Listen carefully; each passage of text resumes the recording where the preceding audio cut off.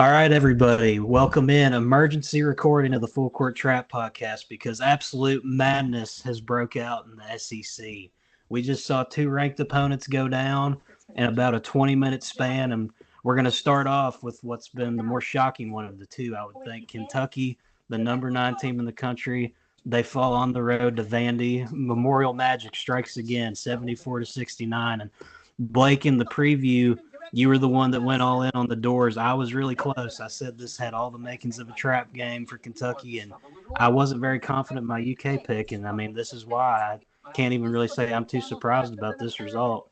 Yeah, I don't want to toot my own horn, but that game had every makings of a trap game for Kentucky.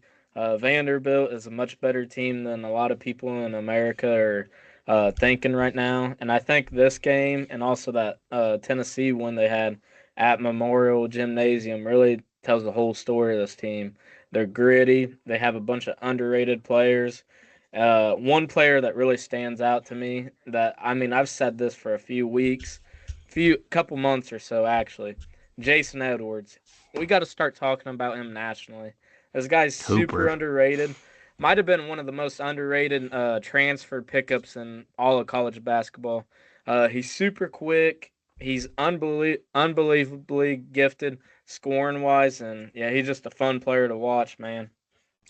Yeah, and I mean, I think the story for this one, if you're on the Kentucky side of things, is Lamont Butler. That is just a terrible performance from him. 6 turnovers, and then Otega Owe chipped in 4.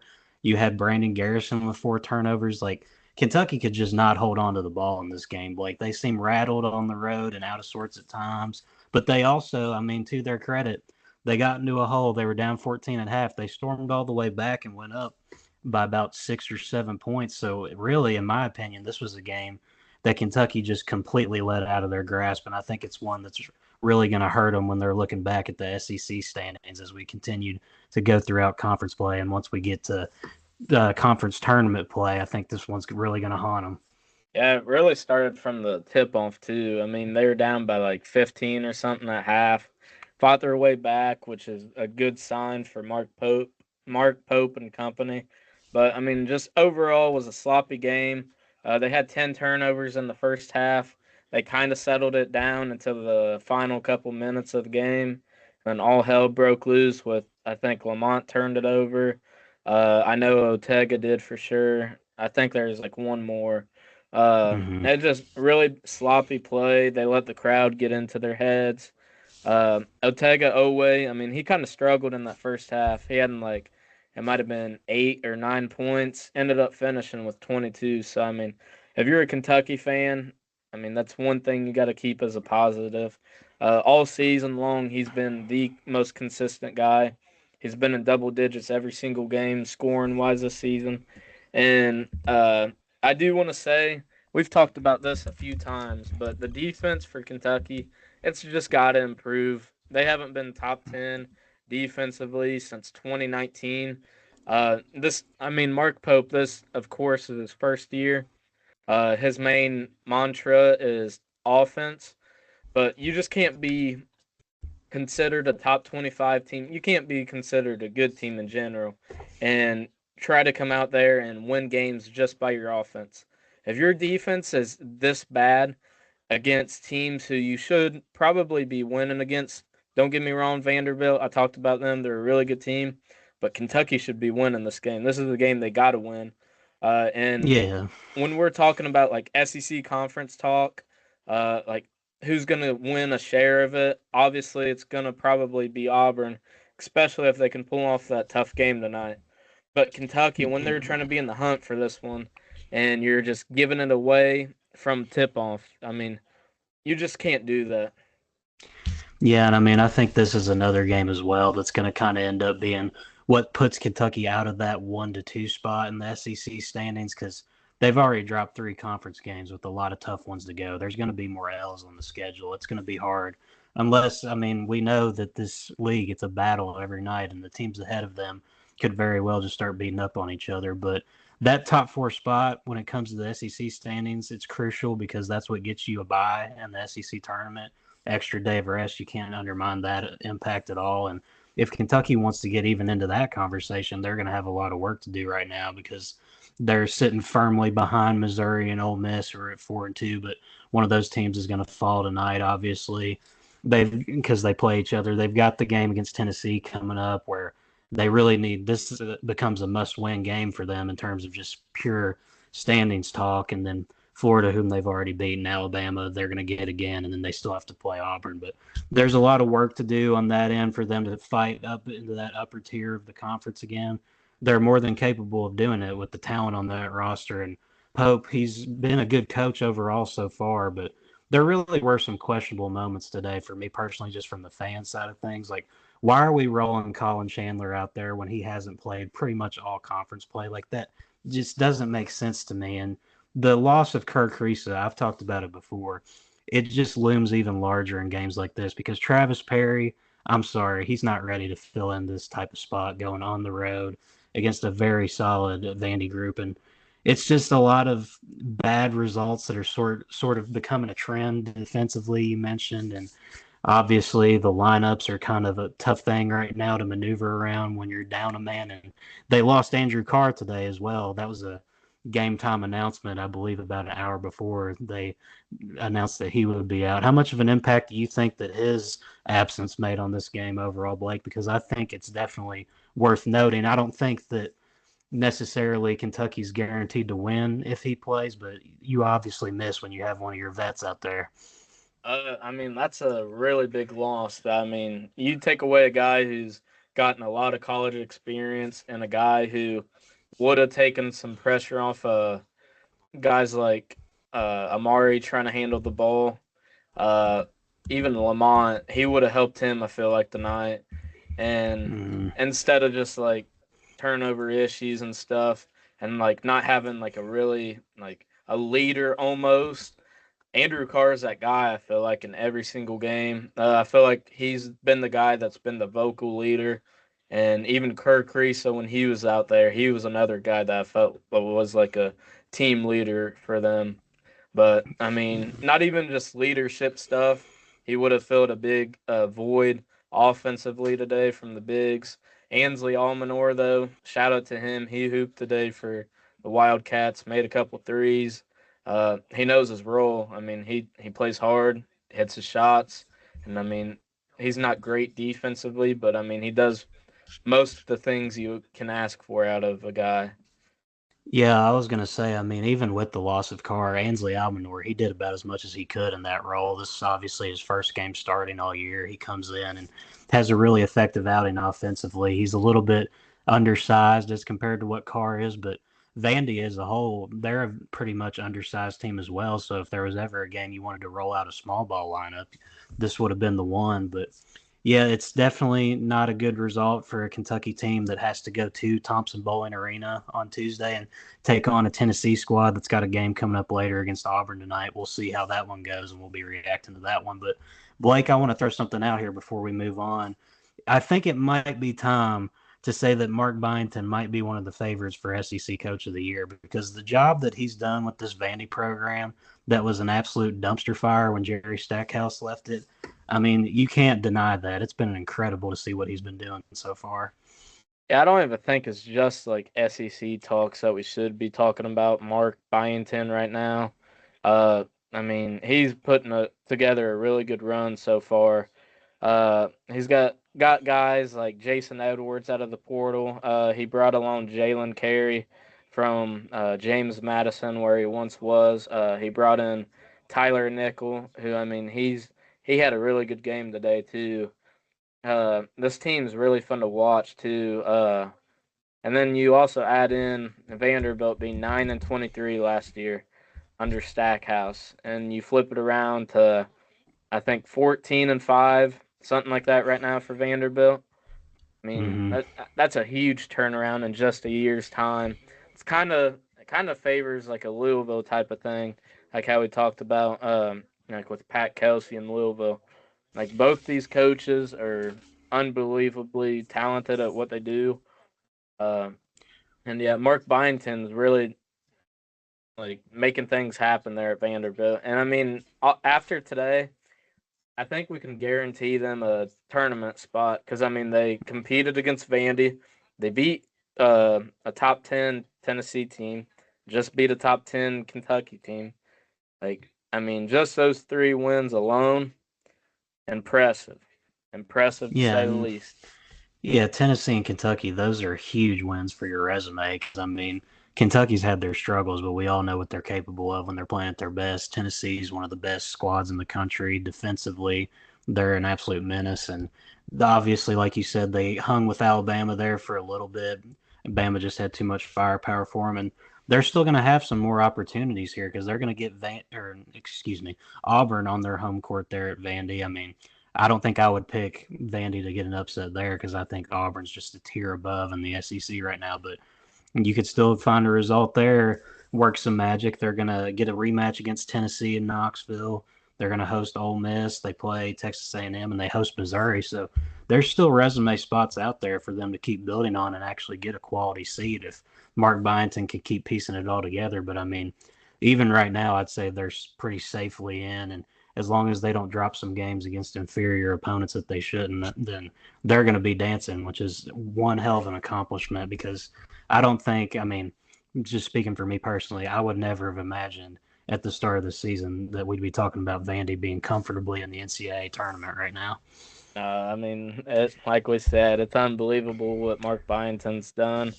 If he can win at least two games in between the next 4 to 5, I mean, I think that solidifies them as a tournament team. At Oklahoma, going to be a tough game. Oklahoma's kind of cooled off recently, but I mean, they're still a quality team. Then you go to Mm-hmm. Florida on the 4th of February. That's going to be a tough game. At home versus Texas, that's winnable. At home against Auburn, and then you go on the road to Tennessee. So you win two of those games, and you're safely in.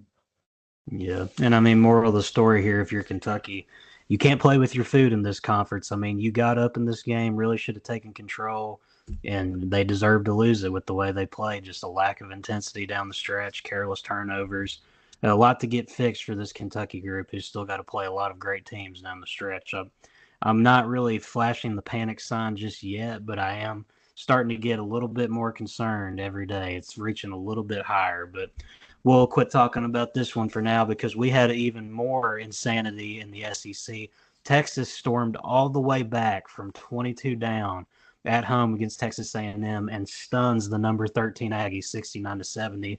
Tremont Mark with the little left-handed running layup there to win the game, and Wade Taylor, gosh, we were watching it here live, Blake. He was so close to nailing that half court shot to win the game. It would have been a March Madness ending in January. I was sitting here just absolutely stunned at what I was seeing. But Yeah, I man, thought he what a had game! that. To be honest I with you, no, I thought it was cash too. Like even the way he got it off, it looked like it was going in. But I mean, what a great game overall. Trey Johnson, 30 points. I mean, goodness he's a gracious, he's lottery one of pick, the top 10, yeah, if anything. That he's kid's a bucket. one of the best freshmen in the country in the SEC. He's a bucket. Tremont Mark, obviously, with the heroics there. And I don't want to toot my own horn or anything, but on the preview, Blake, I did say horns up on this one in Yeah, response to your horns I called down. horns down. Got to flip them up to Yep. horns up. I mean, that's a hell of a win for the Longhorns. Who, I mean, they played Auburn close too at Texas a couple weeks ago. I thought they were going to pull that game off. They ended up choking that one, but I mean, this is a hell of a game for them. Hell of a win. Yeah, no, and we've been saying it, beating this drum over and over again.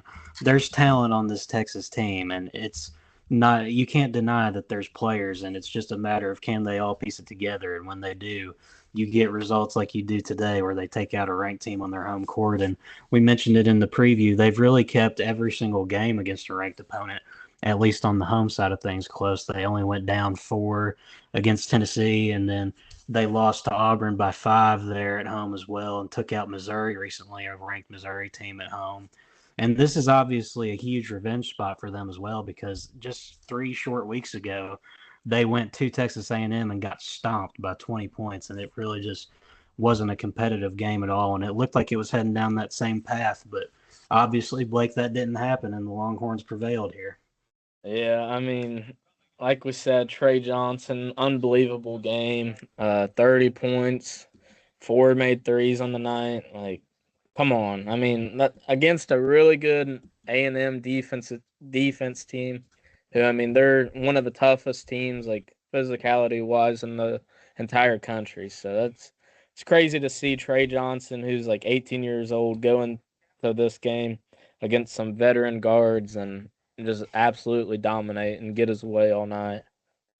Yeah, for sure. If you're a Texas fan, this was kind of a result that you really needed to have as far as building a tournament resume goes, because they've obviously dropped a couple of games where they could have stole one against a ranked opponent, and they finally got one under their belt here, and that's going to help them as they continue to work on placing themselves firmly in the tournament. I'd say today they're in there, but they got to keep things rolling, and they're going to have more tough tests coming up. And under Buzz Williams on the A&M side of things here, Blake, this was the largest lead that they had ever had under Buzz Williams, and it wound up as a loss.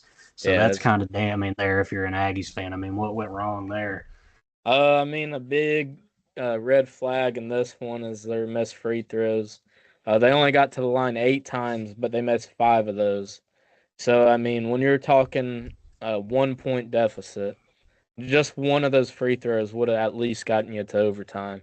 So, I mean, that's a really big telltale sign of what went wrong in this game. And then, I mean, let's see what else stat was. Oh, A&M out rebounded Texas 43-27. Texas still prevailed. That's unbelievable, to be honest with you. That is wild. And then Absolutely. another thing that like really cost them the game was their turnovers. The Aggies had 11 turnovers on the night compared to Texas's 8.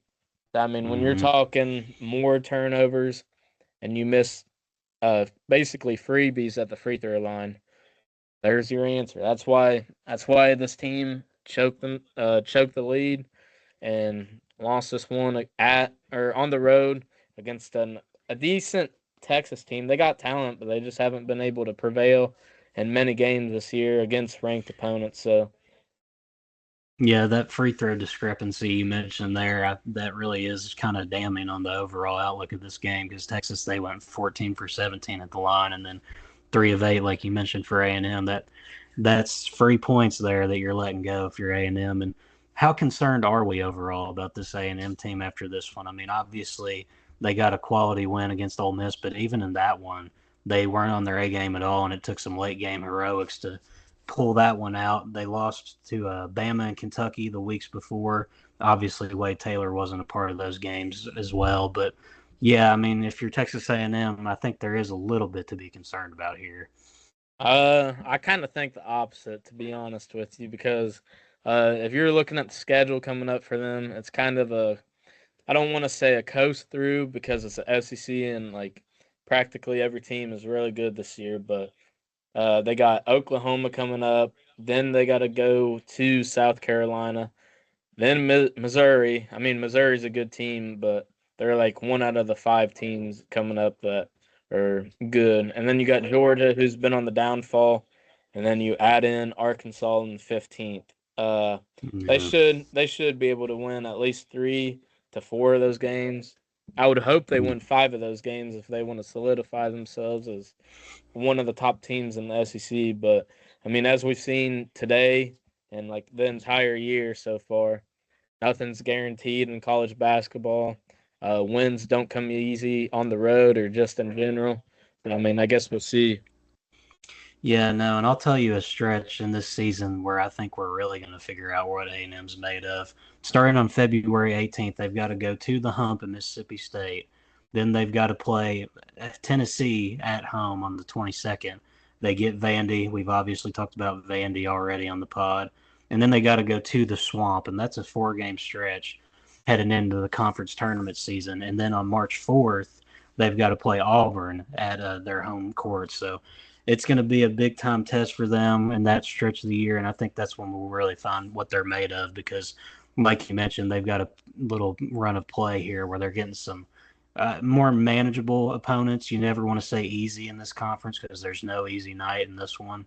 And I'm just concerned about Texas A&M. Not really. I think they're still a very solid team overall, and they've got potential to do good things. But like, if we're going to talk about Texas A&M as one of the teams that's there at the end of the season in the Elite Eight, Final Four, that realm, I think this is kind of a scary result because down the stretch, you got to be able to hit your free throws. You got to find a way to stop these runs when these teams get hot and they find their groove and get their rhythm going.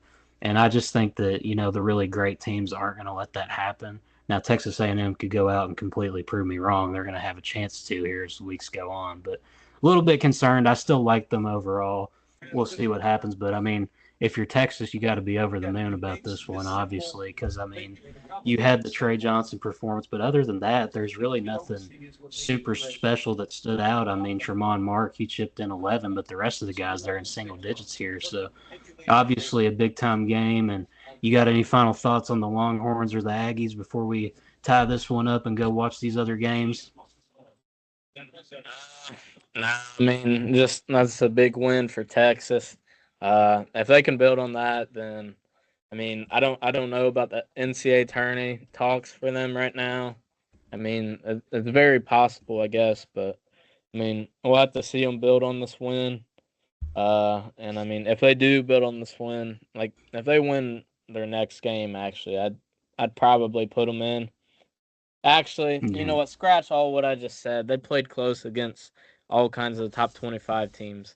Put them in the tournament. They're a good team.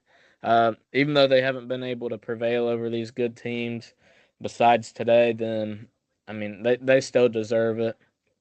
yeah, for sure. And just a couple quick mentions before we head on out of here and watch this little evening afternoon slate of ball we got going on.